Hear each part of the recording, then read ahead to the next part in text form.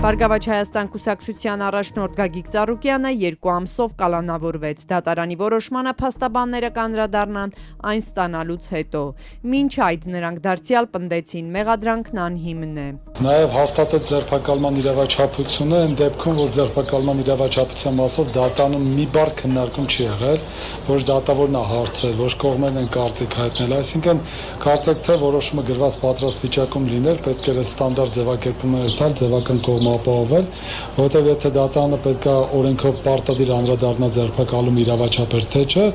ինքը մի հարց չի տվել, կալանքի մասով մի հարց չի տվել, այսինքն մի հանգամանք չհետաքրքրեց դատավորին, որ օրինակ հարցներ ասել, որ իրեն հետաքրքրում է որպես դատորես հանգամանքի մասին կողմերը ինչ կասեն, քնիչ ինչ կասի, փաստաբանները ինչ կասեն, այսինքն սպասում էր process-ը երբ կավարտվի եւ այդ որոշումը որ կայացնի, իսկ մեր համար սա անակնկալ չէր, սա այն պայս սկսած երբ որ այս ապօրինությունները սկսել են, մենք հաստատել էինք, որ այս գործողություն լինելու է, որովհետեւ սա ուղիղ հանձնարարական է։ Խորհրդարանական ընտրություններում քաղաքացիական պայմանագրի առաջնորդ Նիկոլ Փաշինյանի գլխավոր քննադատներից Գագիկ Ծառուկյանը ձերբակալվեց 3 իր առանձնատանը մոտ 12 ժամ տևած խուզարկությունից հետո։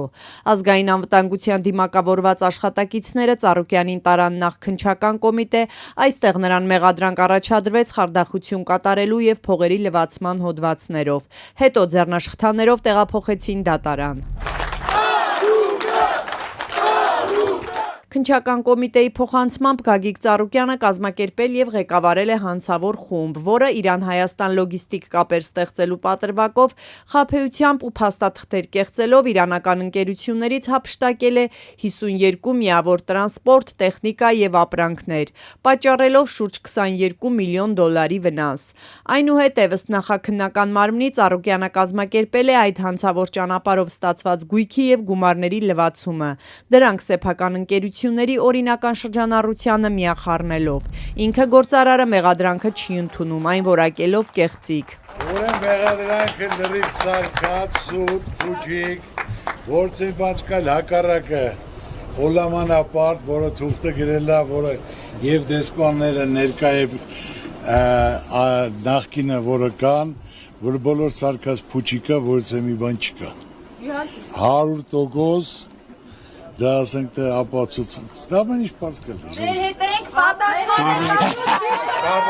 Փաստաբան Երեմ Սարգսյանի պնդմամբ այսօր դատարանում Ծառուկյանի մեղադրանքը հիմնավորելու բոլոր փորձերը ձախողվել են։ Դատական նիստը դռնփակ էր եւ ազատությունը հնարավորություն չի ունեցել ծանոթանալու իրավապահների հիմնավորումներին։ Մեղադրող կողմը նաեւ լրատվամիջոցների հետ չի շփվել։ Ըստ քննչականի Ծառուկյանը մեկ այլ դրվագով էլ համագործակցելով վառելիքի ներկրմամբ զբաղվող մի քաղաքացու հետ կազմակերպել եւ ղեկավարել է Իրանի քաղաքացուց խաբեությամբ շուրջ 934,000 դոլարի հափշտակությունը։ Իրանի Իսլամական Հանրապետության դատարանը վերջնական որոշմամբ հաստատում է, որ իրենց քաղաքացիների գրածը սուտ է,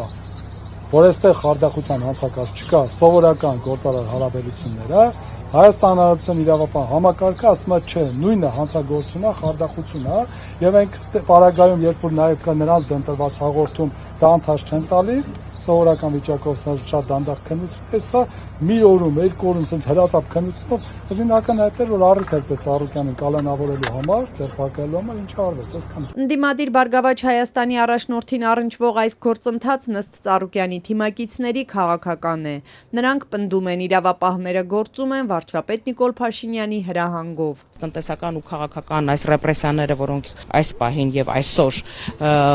կյանքի են կոչվում Գագիկ Ծառուկյանի նկատմամբ, սրանք ընդհանրապես նախընտրական քարոզարշավի ընթացքում Նիկոլ Փաշինյանի իրականացրած անոնսի կենսագործումն է։ Գալուգացի օլիգարխը Ռոբերտ Քոչարյանը այն բելարուսացի են մեկը պետք է նստեն բանտ։ Խորհրդարանական ընտրություններին մասնակցած Բարգավաճ Հայաստանի առաջնորդը վարչապետի թիրախում հայտնված գլխավոր գործիչներից մեկն էր։ Փաշինյանը կոշտ բառապաշարով սպառնում էր բանտ ուղարկել Քոչարյանին, Կարապետյանին, Ծառուկյանին։ Նաև խոստանում Ծառուկյանի առանձնատունը դարձնել ծերերի խնամքի կենտրոն։ Ասել եմ Ռոբերտ Քոչյանը պետք է բանտում լինի։ Ռոբերտ Քոչյանը նստելու է, Գագիկ Ծառուկյանը նստելու է, Սամվել Կարապետյանը նստելու է։ Արմատախիլ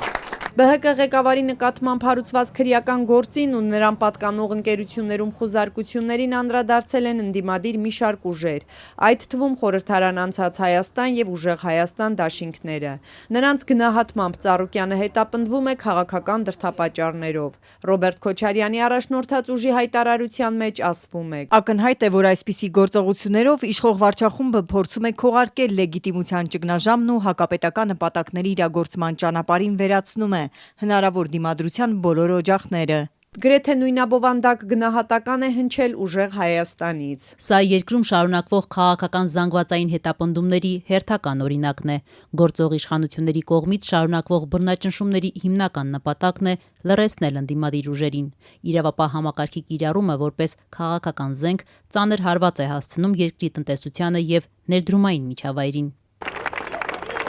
Վարչապետ Նիկոլ Փաշինյանը տեղի ունեցողին դեռ հրապարակային չի արձագանքել։